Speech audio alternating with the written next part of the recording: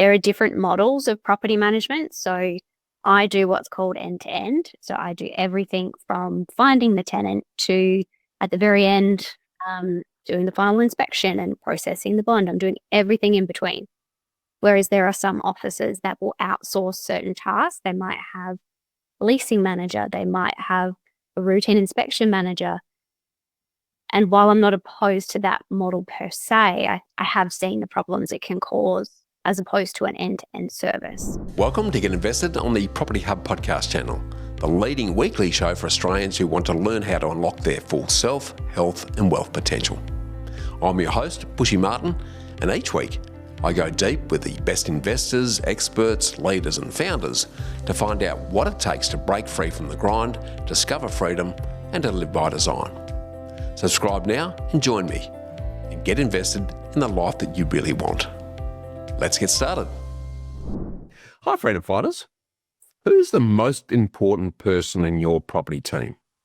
You know, the proven professional that will have the most enduring impact and influence on your property's performance. Is it your property strategist, your broker, or maybe a buyer's agent? Well, if you've been listening to me for any length of time, you'll already know that I believe strongly that the most important person in your property team is the best local independent property manager in the area that you're looking to buy. And I reinforce the best local independent property manager. What do I mean by this? Well, let me break it down. Firstly, your property manager needs to be local.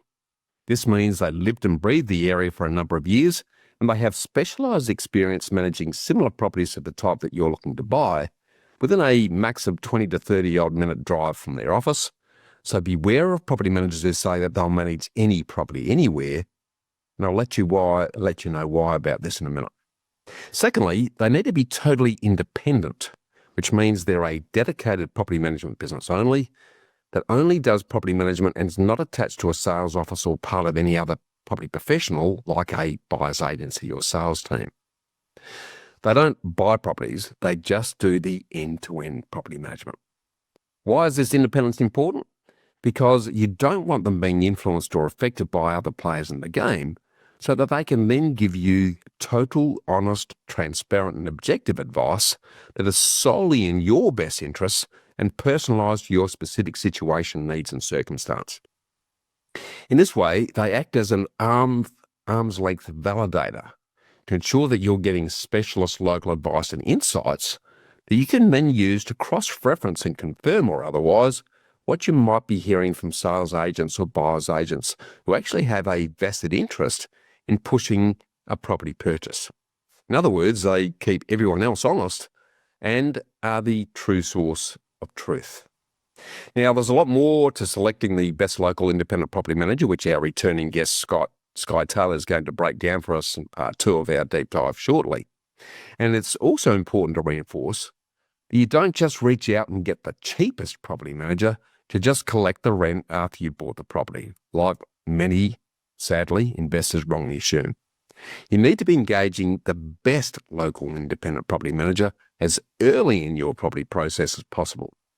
So as soon as you're clear on your investment strategy and your purchase price power from your investment specialist brokers being confirmed, and you know what type of property you're looking to buy in what location, then your first call needs to be to the best local independent property manager in the area. Why?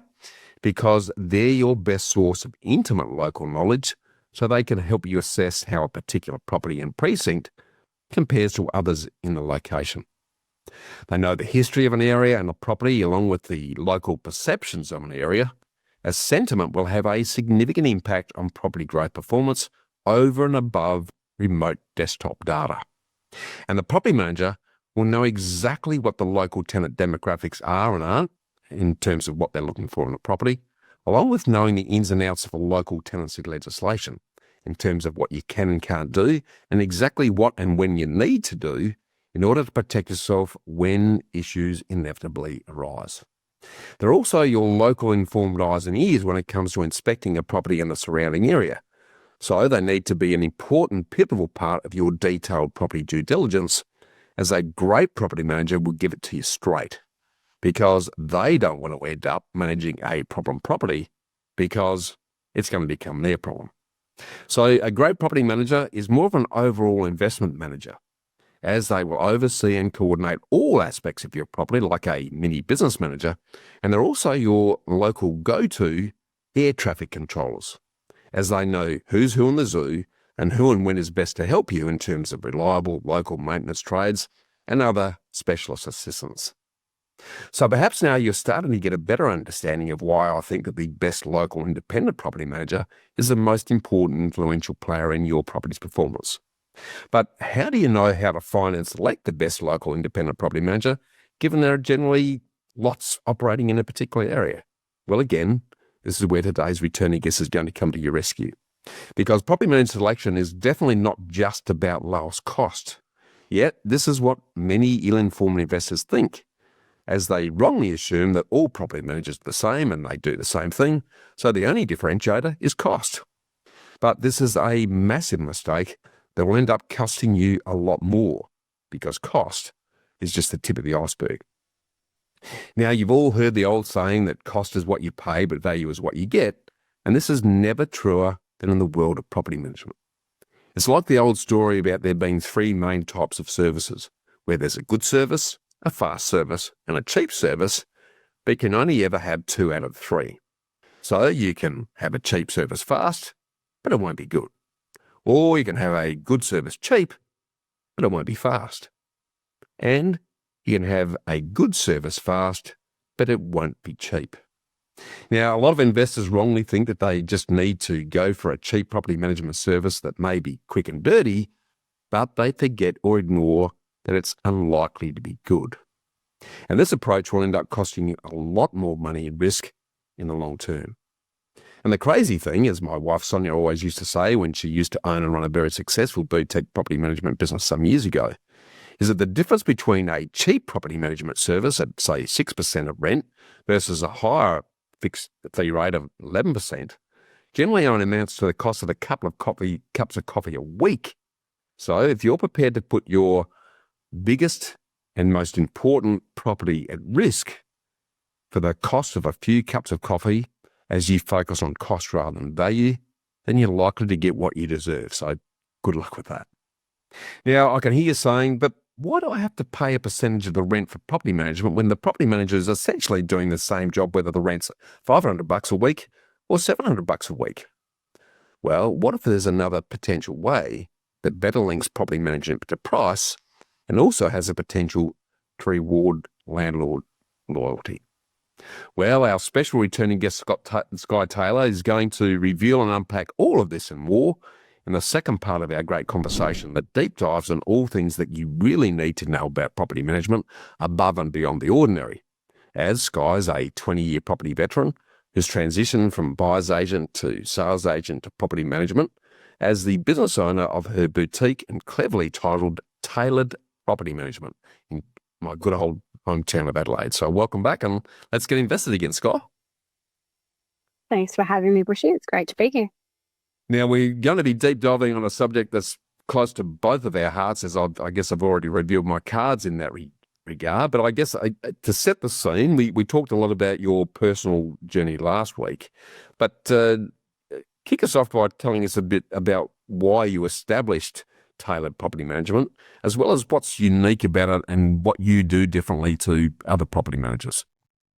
So I had been working, I guess, in some larger agencies, and I was hearing the same problems from landlords, things like, you're the seventh property manager I've had in 12 months. And just the general frustration that goes with that when there is a churn of property managers time and time again. Like, it sounds like a very simple problem, but it has far-reaching effects. So my business, I do everything end to end.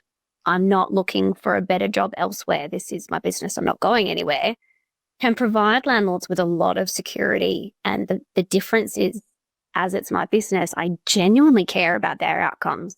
Whereas as an employee, the outcomes matter a lot less to you because you get paid regardless of the client's outcome. Whereas my client's outcome is directly tied to my success. So I am very motivated for all of my clients to succeed and buy more property. Yeah, I love that. And a lot of people listening may not be aware, but the average life of a property manager in the major office is about 6 months, would you Mm. believe? And it's actually getting worse because of the burnout factor. A lot of, particularly property management businesses that are attached to a sales office, they're under-resourced, they're understaffed, so they're managing way too many. You're appreciated. Yeah, exactly. The respect's not there, so it's no wonder that, and given the stress, because everything you're dealing with is a problem that you're needing to solve, so it's no surprise that those issues are occurring. But I can see why tailored property management really overcomes a lot of that consistency issues and the level of care that you spoke about that you're applying to, because if your landlords succeed, so do you. So love that. On a similar topic, Skye, what common mistakes do you see investors making when it comes to property management? Mm. I think the biggest one is what you alluded to in the intro, that there's an assumption that we're all the same. And while we perform the same service, we're definitely not. So understanding who your property manager is, rather than fee shopping. And if we take the fees out of it, understanding how your property manager operates, how their business operates, um, is a great way to determine whether they're a good fit for you, because every investor I meet is different. Some of them don't want to be bothered. Others want to be involved every step of the way. So um, if you're looking for perhaps that deeper level of involvement, then certainly having the understanding of how your property manager is operating, what the communication's like, what the future journey looks like. And I think people just don't know what questions to ask. And so they're just asking on fees because they don't know what else to find out. There are different models of property management. So I do what's called end to end. So I do everything from finding the tenant to, at the very end, doing the final inspection and processing the bond. I'm doing everything in between. Whereas there are some offices that will outsource certain tasks. They might have a leasing manager, they might have a routine inspection manager. And while I'm not opposed to that model per se, I have seen the problems it can cause as opposed to an end-to-end service. I think since COVID, a lot of people's expectations have changed. We want everything now and we want a high level of service. And I think that that's probably where the industry needs to shift. That volume isn't necessarily the be all and end all. 100% agree. And I think from you're sort of singing my tune, because my good wife, Sonia, she ran what's called the portfolio style, where one person managed the whole process from end to end. And therefore the landlord only had one person they need to talk to. There's one point of accountability. Whereas the task-based or pod-based exercise, as the industry term goes, there's every time you add a link in the chain, there's an opportunity for something to fall through the cracks, and you get the old, well, it wasn't me, it was them routine going on. That Ownership. Yeah, I did. I know that a lot of property management businesses are doing it because financially they think that it's going to be better off, and it also desensitizes them to the fact that if a property manager leaves, then you're not left with this massive hole that you need to fill. But in the interim, the loser is actually the landlord, because they are having to deal with multiple people.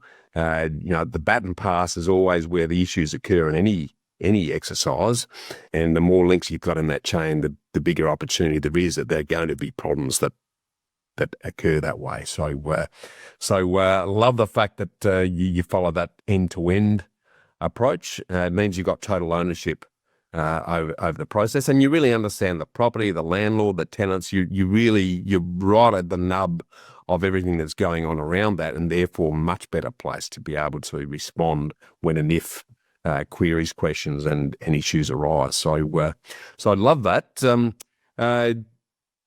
I guess jumping beyond that, and I guess leveraging off that a little bit, Skye, are there any other property management ideas or approaches that so-called experts in the field talk about that you disagree with or do differently? Certainly, I do offer different fee packages. You alluded to that in the intro. For the same reason that every investor is different. Ultimately, the outcome is the same. I still need to be a profitable business, but there are different approaches that I can take. So, for example, I offer an all-inclusive fee because that is preferable to some people who prefer the consistency around their cash flow opposed to, for example, the start of a tenancy can be expensive for a landlord because that's where a lot of the work is, whereas this spreads it out across the year and is just a bit more palatable for those who prefer that. And I also do a fixed fee model, which you had touched on. And I offer, I guess, a loyalty reward for those that go down that path, that in signing on for a longer term with me, then it can be more financially viable for them. It's brilliant. I love the approach because I think it's much more open and transparent. It's as long as that's enough for you to sustain the business, because you need to be there and you need to be profitable to continue to service landlords, and no one's going to argue to toss on that. But I think a lot of people would see the merits in what you're suggesting because, as I alluded to in the intro, where if the rent's $500 or $700, the job's not much different unless there's something peculiar about a particular property that goes with that. But if they can lock into a fixed fee and they know what their cost is, then it also eliminates the fear around what it does to them if the rent goes up, for example. So there's a whole heap of flow-ons from there. And I love the loyalty aspect. That's good for them and good for you, because if you're embedding a relationship for 2-3 years and beyond, then you're both basically saying that you like each other, you're going to work with each other, and you're going to get a better result for everyone as a consequence of taking that approach. So I love the transparency that goes with that, and I haven't come across, and I talked to a lot of property managers, I haven't come across others that have adopted that sort of a approach. So full respect on that one. Love that. Going beyond that, then, Skye, I know there's something else that you are delving into, and I alluded to this in my intro, is that you're getting much more heavily involved in the property search process using what you describe as property profiling.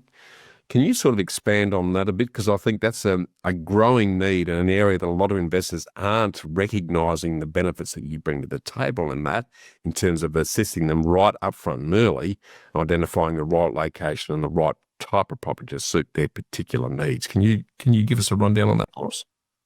Yeah, absolutely. I'd like to take credit for it, but it was sort of started by another property manager in Western Australia, my friend Ashley Goodchild, and I've been through her course and I guess learnt the basics of property profiling as Ash speaks to those.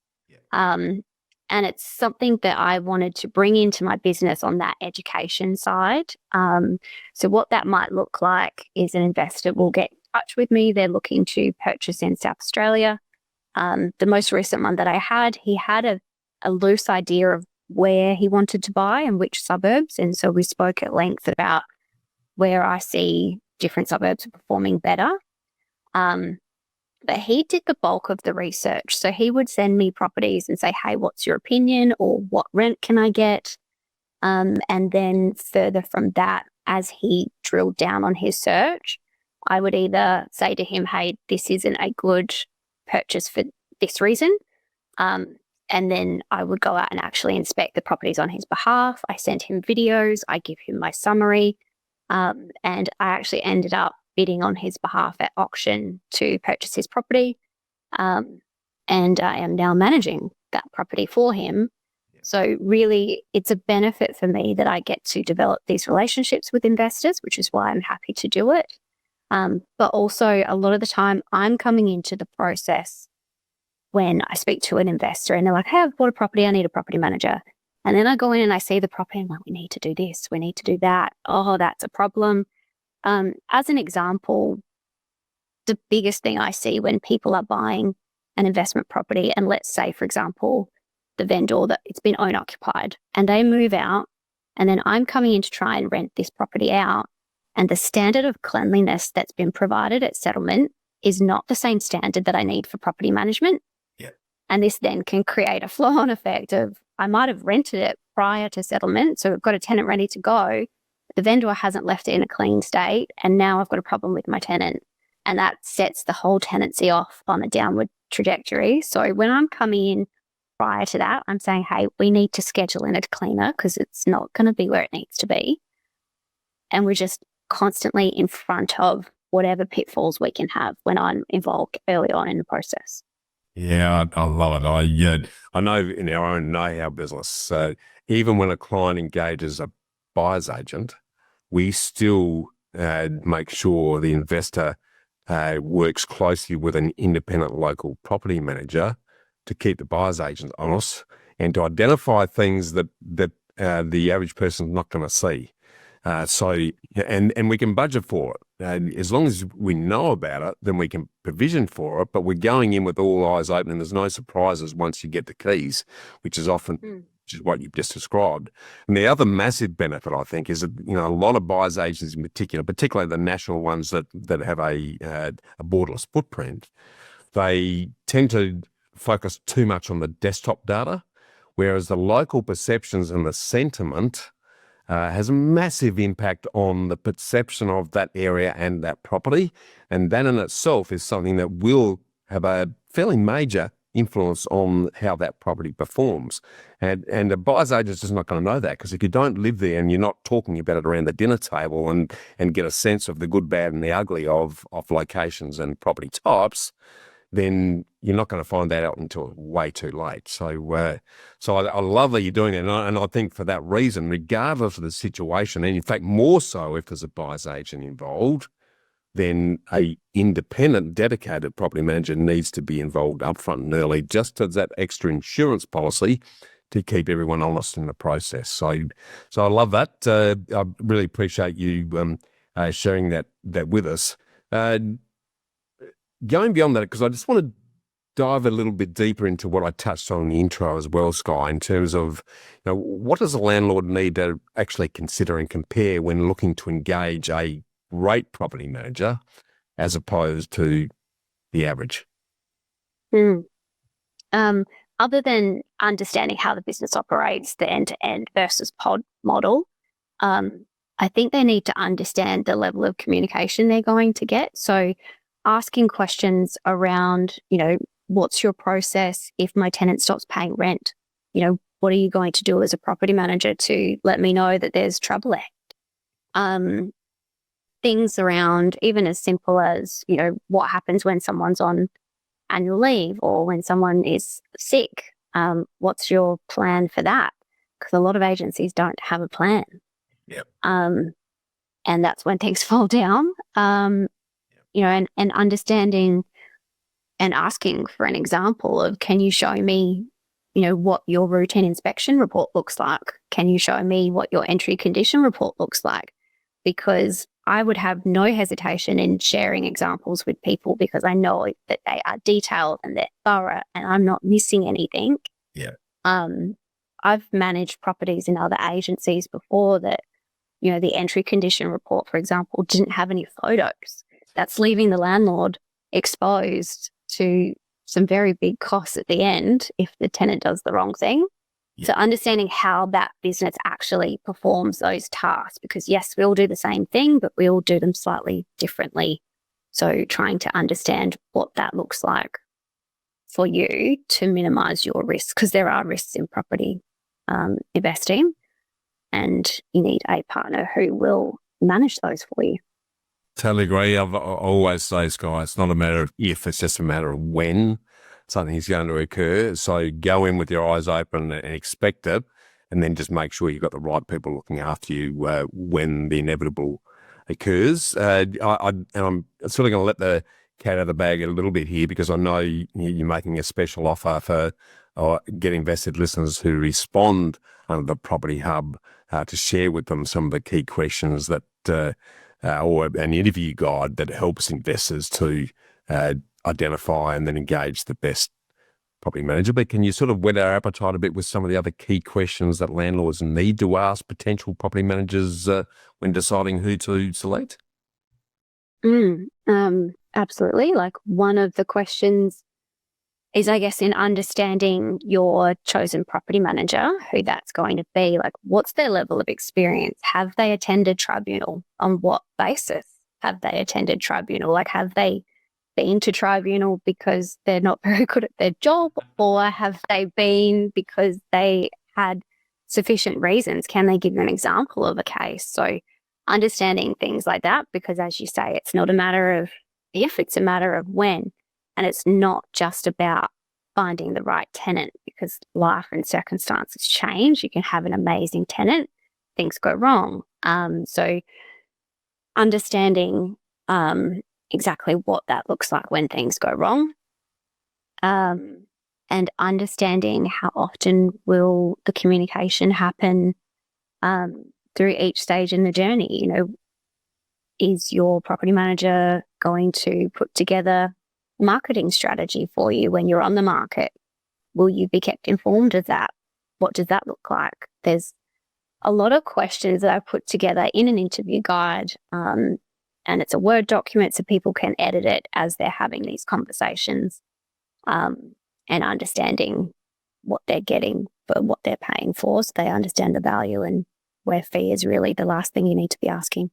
I love it. I mean, I've gone through that interview guide that you kindly share with me, and it's a terrific document because it really gives you a framework to be able to assess what's important and then therefore what questions to ask. But also, given that you've also filled out what Taylor My answers does, got a benchmark. There's a benchmark there. There is, which I love that. I think that's a great approach because it really gives them the information, but also the confidence to be able to actually ask questions and know what the right answer should be. Because that's, there's no point asking a question if you don't know what it means. So I think that's a brilliant document. So we'll talk a bit about more when we close. But something that I also want to delve into, because let's face it, South Australia is now top of the pops. It's actually just surpassed WA in terms of growth ongoing.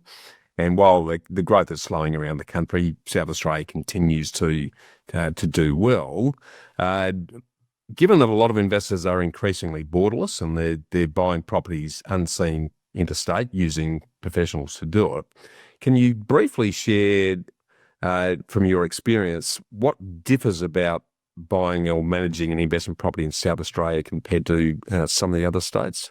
And probably particularly with the eastern states, because there's a lot more eastern staters that are grabbing properties in SA. Can you sort of draw attention to a couple that they may or may not be aware of? I think, and I've said it for years, but South Australia has always been a steady, consistent performer, as opposed to definitely the eastern states. You have these peaks and troughs, and Adelaide's just a little, just keeps going. Like, there's just nothing crazy that happens here. It is obviously a little bit crazy at the moment, but I don't think we're going to have the highs and the lows that other states have had. So it's a very consistent performer. It's also the same on the rent side. It's very consistent. We certainly have areas that will perform better than others, but it's generally considered a very affordable place to live.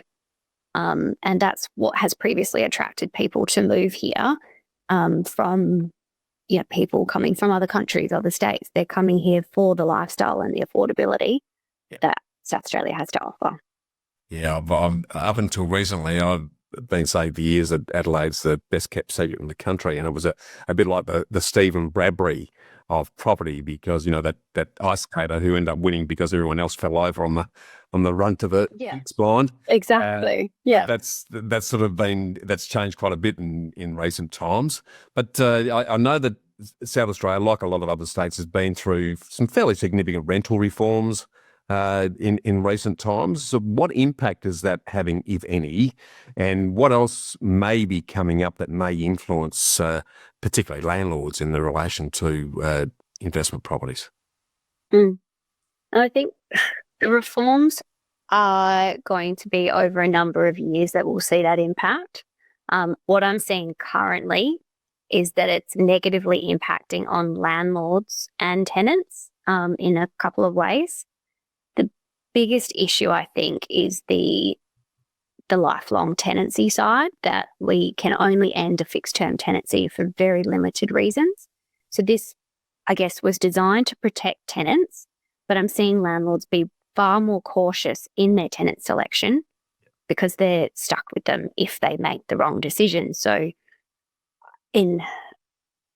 for some tenants who don't have rental history, they're finding it very difficult to get a rental property because the landlords won't take the risk, because they're not taking a 12-month risk, they're taking a 5 to 10-year risk. Exactly. So it's a very negative on that side. And so those limitations for landlords are challenging.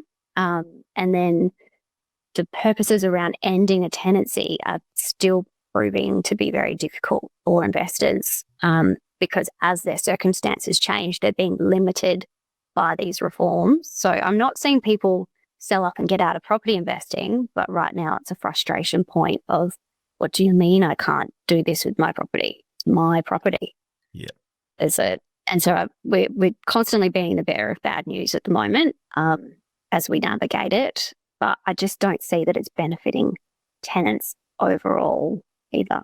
No, I don't think anyone's winning, to be honest. From your experience and your perspective, what do you think really needs to change to improve conditions for everyone involved? I mean, I speak to tenants all the time that even think that this fixed term life tenancy situation is crazy, that, you can't end a tenancy because what's the point in having a fixed date if it doesn't mean the end? I'm finding that tenants are still wanting a fixed term for security because they're still not quite all up to speed with the changes. So they feel more secure with a fixed term. And there's a benefit for investors in having that consistency. And certainly if the tenant were to break the lease, it's better for the investor to have a fixed term than a periodic. Yep. But I think they seem to have rolled these reforms out, not just in South Australia, but nationally with very little notice. Yep. There's no, a lot of the terms can be quite contradictory. No one seems to know what the answer is until we're actually testing these cases, because it's interpretation. So I think they certainly rolled out a lot of reforms all at once. More time would have been better for everyone to get up to speed, and a bit of a grace period for people to adapt to that would have been a good change. But it seems to have just gone too far in one direction. Yeah. Certainly there needed to be some changes. 1995 was our act. It needed a review, but it's just too extreme. So softening some of that would be great. Yeah, it's an interesting exercise because once the legislation is in place, it's pretty hard to walk back from. And as you pointed out, it's the interpretation of the legislation by the members that is going to decide how it's enforced. And there'll be a lot of initial precedent setting based on what first actions those members take in that regard. And we all know, rightly or wrongly, that the legislation is very much slanted in favour of the tenant. So I think there's some interesting times ahead on that regard. If you were to, and I know we've only really just started to get into it, Skye, so we'll get you back at a later time to deep dive on some other topics that are near and dear to both of us. But yeah, just to sort of summarise what we've touched on today, what are your key property management takeaways that existing and or would-be investors really need to take to heart? Certainly getting them involved as early as possible in that investing journey from the moment someone decides, hey, I'm looking to buy an investment property, finding your property manager at that point, not once you've got the property, if you can. Yeah. If you don't know which area, then obviously free to find that. But certainly asking really good questions. I think Tony Robbins said that life is defined by the questions we ask, or something similar to that. He did. It's certainly, I think, where people will succeed, and that's what I'm so passionate about, is educating investors to make sure they have the information so they can make the decision. It's not to sit here and say, hey, I'm the right property manager for everyone, because I'm not. And if they have the information, they can find out what works best for them, because then they're happy. They're going to continue to invest, as opposed to selling up going, this was a horrible experience. Why would you invest in property? Yeah, exactly. No, very well said. Is there anything that we haven't covered that you'd like to share before we jump into ambush round take 2? No, I think we've covered a fair bit actually. That's been good. Yeah, I agree. 100% agree. Well, let's give you the blindfold and cigarette then, and then jump into bushfire lightning round. What's your favourite quote and why, Skye? Oh, I feel like the one I just let out of the bag is probably a pretty good one, that life is defined by the questions we ask. We learn more by asking good questions. And extra knowledge can only be a good thing. 100%. What's the top book that you'd recommend we read and why? Oh, I have read so many books. Probably not property related, but one that changed my life was James Clear. Why am I going? Yeah. That's the one. Thank you. Yeah. Just around, I guess, habits and how they sort of stack onto everything. Can be applied to property. That discipline, saving is a habit. All of that will come back to it. So really, it's a good book to apply to all aspects of life. Totally agree. I think sustainable success in anything is built on the habits. So if you've got good ones, you're going to get there faster. If you've got bad ones, you're in the wrong direction. If you don't have them, you're going to end up in no man's land. So love that. Now, this is a bit of an odd question, but if I was to give you $50 million in cold, hard cash right here, right now, what would you do with it? Whether spend, invest, or other, and why? I was not expecting that question, actually. That's a good one. I would probably do a little bit of everything. I think we can do a lot of things with money. We can spend, we can save, we can give.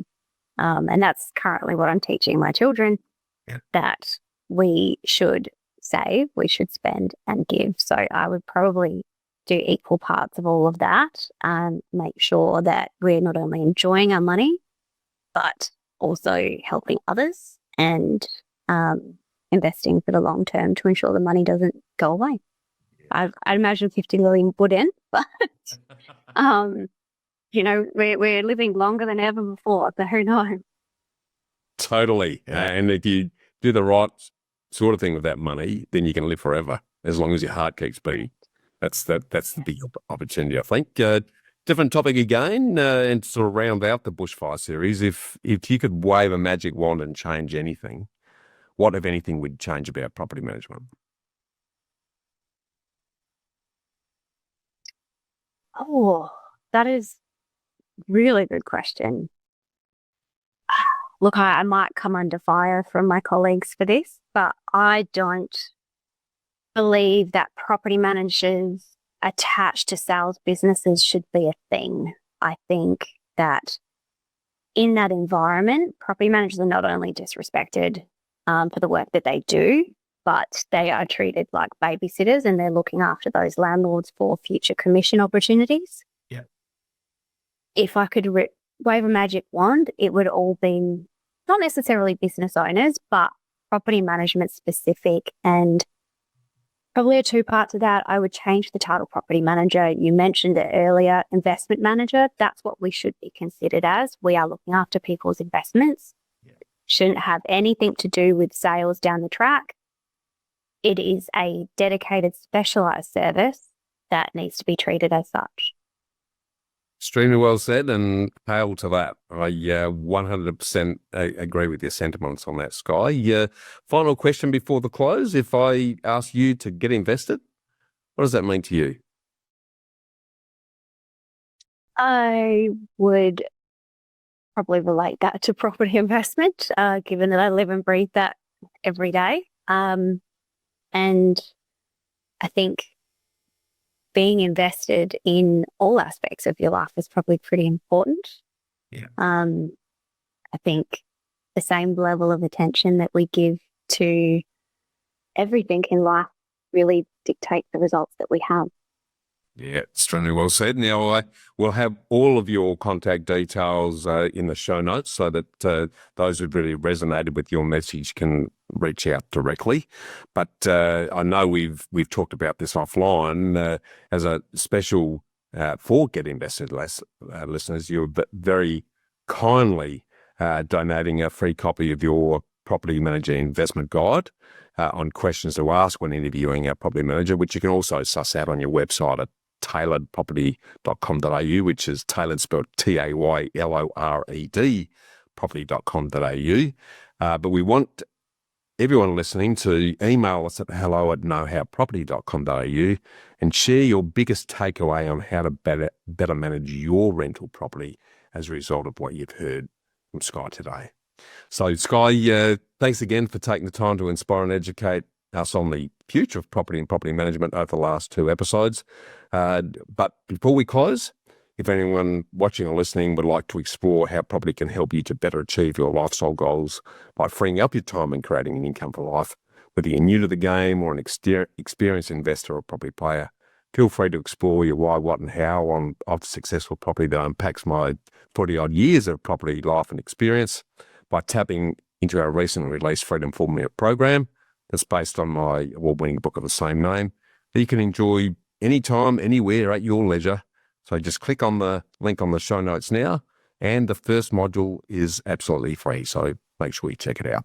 And that brings us to the end of another great episode and a couple of great weeks of chat. So thanks again for getting invested, and let's keep the conversation going, Skye. Thanks, Bushy. It's been fun. Thanks for tuning in to Get Invested on the Property Hub podcast channel, your home for property investment insights and inspiration. Make sure you subscribe to Property Hub for free.